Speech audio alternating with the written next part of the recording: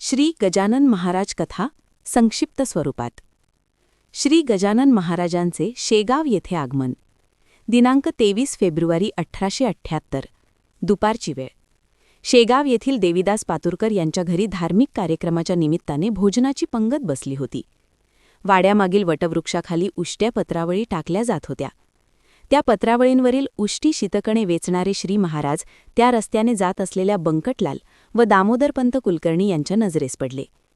श्री महाराजांची आजानुबाहू तेजस्पुंज काया पाहून हे नक्कीच कोणीतरी सत्पुरुष असावेत असे बंकटलालच्या मनात आले.